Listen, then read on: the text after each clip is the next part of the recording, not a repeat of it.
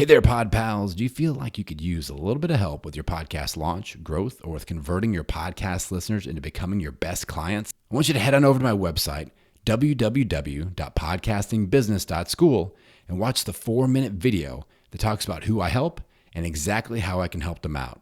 Next, I want you to click on the Discovery Call button to set up a free podcast profit potential discovery call where we can talk about working together to help you reach your podcasting and online business goals. Head on over to my website, www.podcastingbusiness.school, and get signed up for your free podcast profit potential discovery call. What's up, Pod Pals? It's your buddy Adam, and you are listening to Podcasting Business School. It's a show where I teach podcasters how to love their podcast like a hobby and to build it like a business. We're doing a podcast audit session here today. Got my pod pal, Lindsay, from the Purpose, Profits, and Pixie Dust podcast. Lindsay, welcome to the show. Hi, I'm so excited to be here.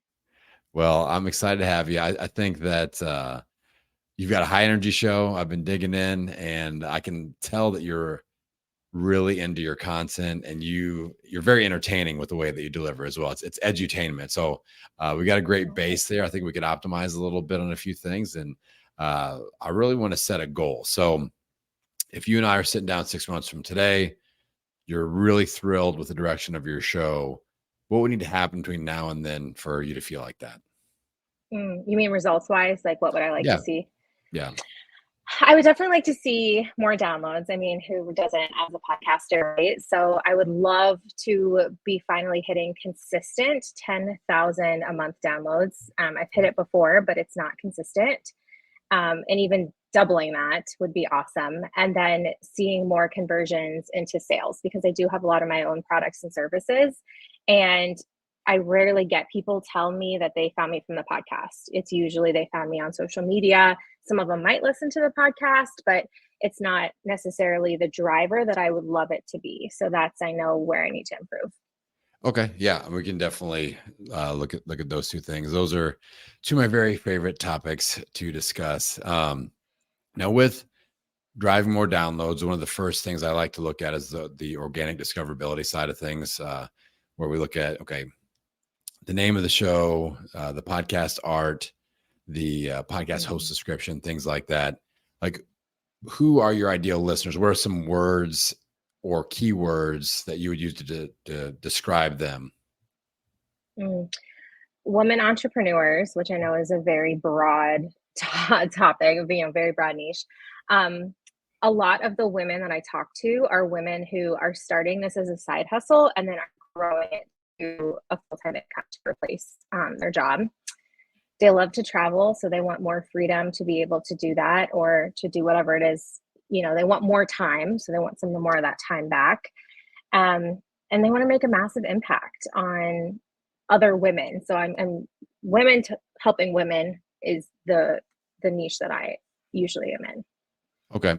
And like within the female entrepreneurship space, is there a subcategory that you feel like is really your wheelhouse? Is it like young female entrepreneurs, stay-at-home mom female entrepreneurs, anything like that we could even niche further down into? And it's not necessary, but I don't know if any of those pop out. Yeah, I would say women 30 to 40 who are in their first year or two of business. It's not necessarily a show that if you're brand new, a lot of the topics might be a little bit too specific or over your head. Not always. And I do interview guests, and I think hearing other people share their journeys and how they got started and things like that is helpful for a beginner, but it's more like the late beginner, not early novice level, who is like realizing, okay, I can't do this on my own anymore. I need some actual strategy. Let's go. That sort of woman. Okay. And then with your offers, are you serving that specific audience? Like you don't really do how to launch your business type of an offer, but more like how to grow your business type of an offer, or try to kind of next level. Okay. Yeah. My two main offers are a mastermind. So that would be my high ticket offer.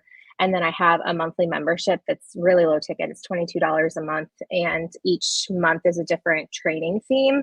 But again, it is for the woman who already has the business established and is looking to scale and up level it in different ways. Okay. So I think we need to shout that out somewhere in the branding and like the name of the show. Like Okay. really, like how can we call to those people that are ready to scale up, go to the next level with their Mhm. business? And it's not how to start a business. Because I think there's a Right. lot, I think that is really very saturated in the online content Mhm. market is like helping women entrepreneurs launch their first business. Like there's a whole Yeah. lot of that. So I think, I mean, I'm kind of in a similar space in the podcasting space. Like I don't do, most of my business isn't like how to start a podcast, and most of my content isn't how to start a podcast. It's kind of like, okay, you've launched and now you're frustrated. How do we go to the Yeah. next level with your Yeah. your growth and monetization strategy? So kind of taking a similar approach with the name, the episode titles, what you're describing in your host, like really talking about that entrepreneur that, okay, you've launched, you've kind of gotten your initial growing pains, and now what? Like, how do we go to the next level? Taking female entrepreneurs and their businesses to the next level after they've launched. Like, I think that type of language, I want that type of a vibe Mhm. in your art, in the name, if we can. So, is that making sense Okay. so far? Yeah. No, that makes sense for Because sure. you're right, like, you're 100% right.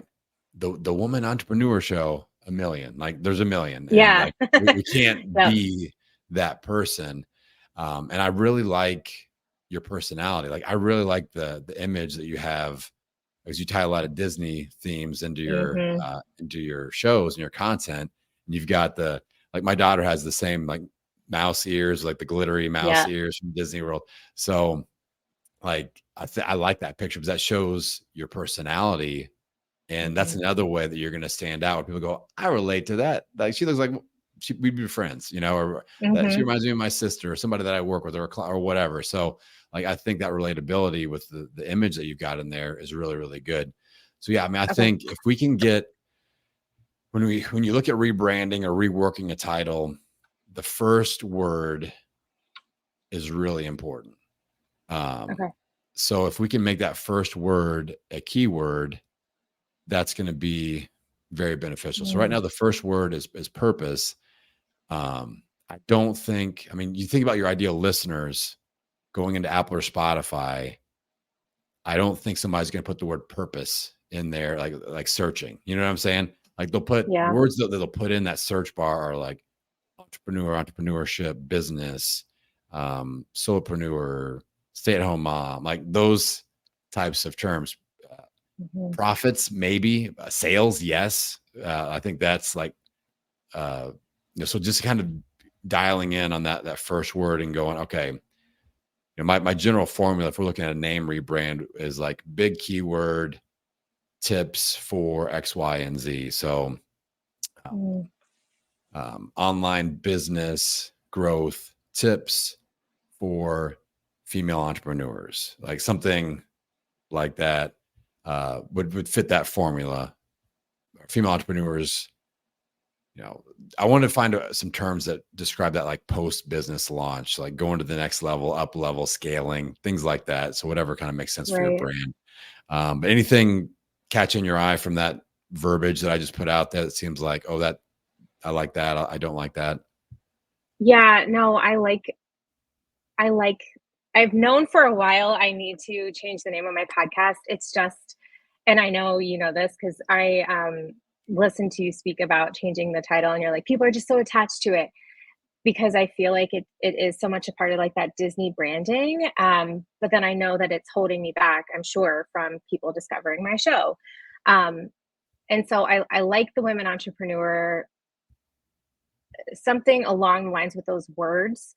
Um, I just feel like so many of them have been taken. So it's like I need to find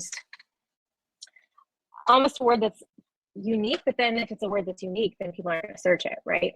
Right. So I've got another strategy that could potentially work here. That this is like totally new. This is totally experimental, but Okay. I've got a few people in the works that are going to try this, and I think in the situation that you're in, it could make sense. So Okay. here's the idea. And I think I've mentioned this once before on a podcast audit, and I don't think that person did it. So you could be the first I person can actually be the first person. to actually Okay. do this. So we could keep your branding as is, purpose, profits, and pixie dust. Art can be the same, verbally describing the show, same. But what we would do is go into your podcast host and we would create like a subtitle, but we would make that subtitle the first part of the title of the show. So we'll flip flop them, like where it's like right now it's so I'm going to read it directly. So right now it's purpose, profits, and pixie dust. And then it's like / grow your business, make money. There's all like the extra words at the end. So what we would do is take all those extra words at the end and put them first as it's listed. So like we're getting those keywords in closer to the beginning of the title, but you're still verbally. And if people search purpose, profits, and pixie dust, you still pull up. The art still says the thing.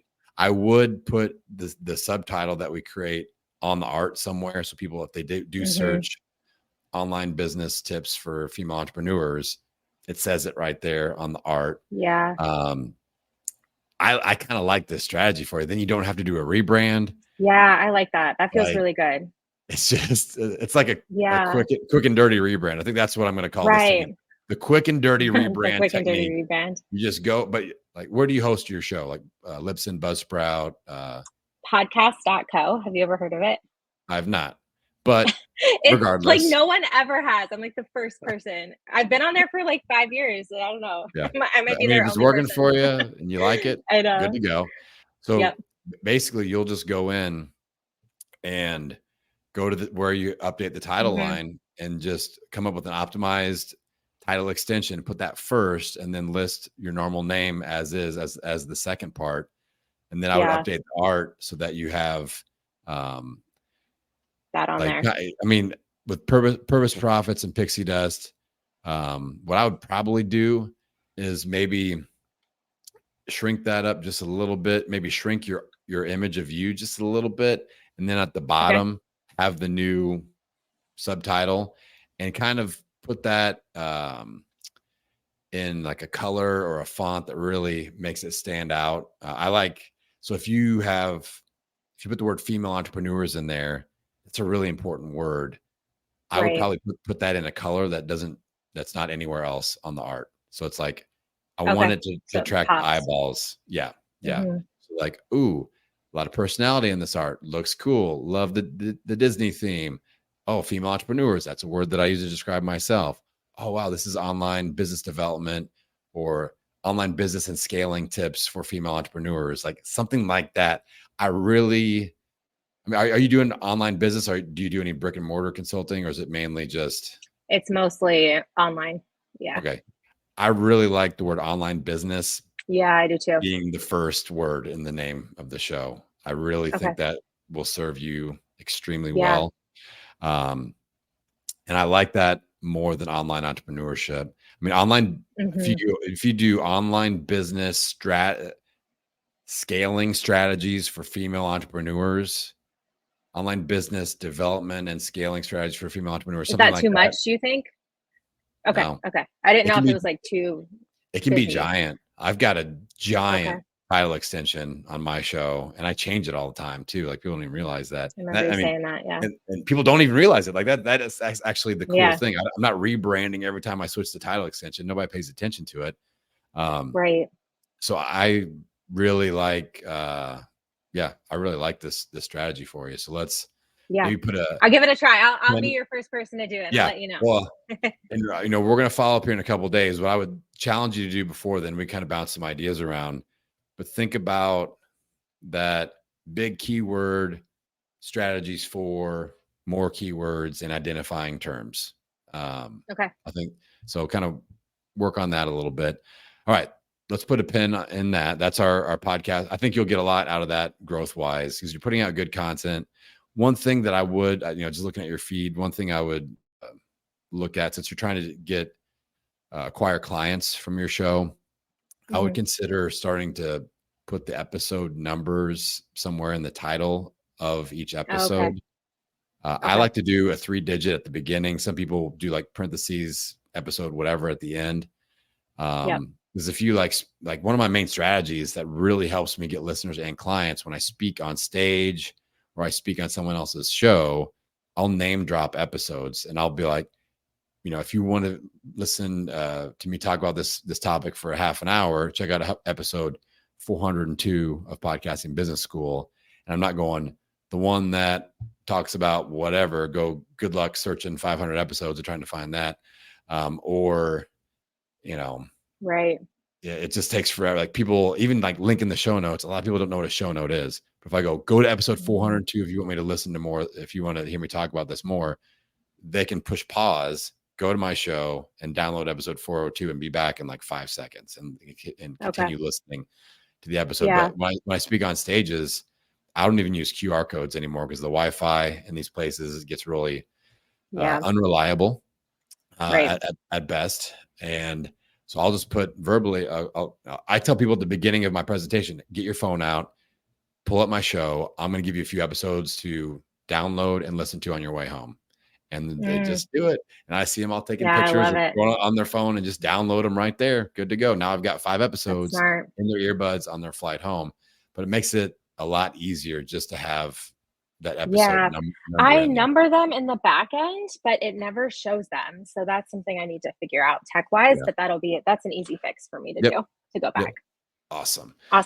Thank you. So that's just a little bonus. Now, when it comes to listener to client conversion, you're doing solo episodes and interviews, right? So you got a mix. Do you have a pattern going there, like every other, or?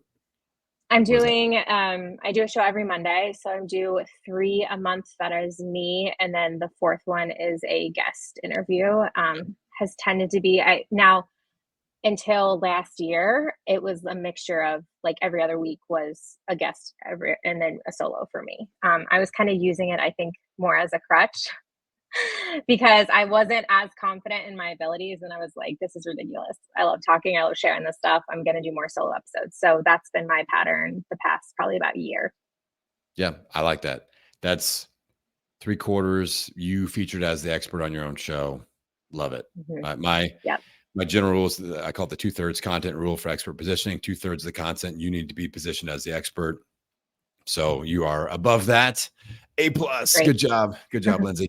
Now something to consider is the coaching episode, like what we're doing here. Obviously, you're experiencing this. It's fun. It's easy. Like you sent me a few notes. I get a few ideas, but it's not like an interview where you have to do all this prep. And like I didn't go and like read your book before I had to do this. Like it's in the moment, and it shows you off. And especially in the business space, there's a lot of opportunity here. You will not have a hard time finding people to come and do this. Sometimes if they're in the personal growth or weight loss or therapy space, it's hard to find people to come on and do this because they don't want to talk about like all the stuff going on that caused their issues. Right. But in business, it's like, I need to know how to optimize my website, or I need to create an offer, or I need a lead magnet, or I need to understand email marketing better.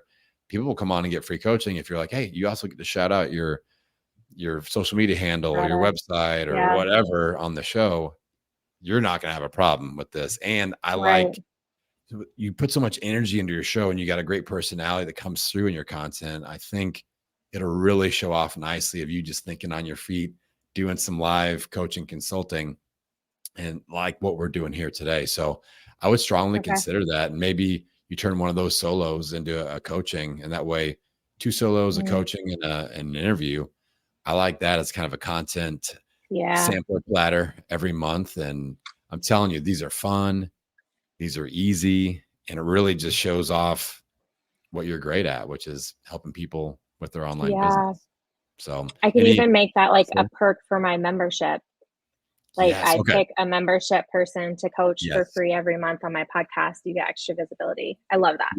Yes. And that is the strategy that I used with my health podcast to grow my health membership. I had a weight loss membership, and I had trouble getting listeners to come on and do like a weight loss strategy session, but my members were like, bonus coaching. Heck yes, I'm in. And they would fight over the spots. Like I had to tell people like, you can't sign up for 5 in a row. Like you got to let somebody else. You got to let someone else do it.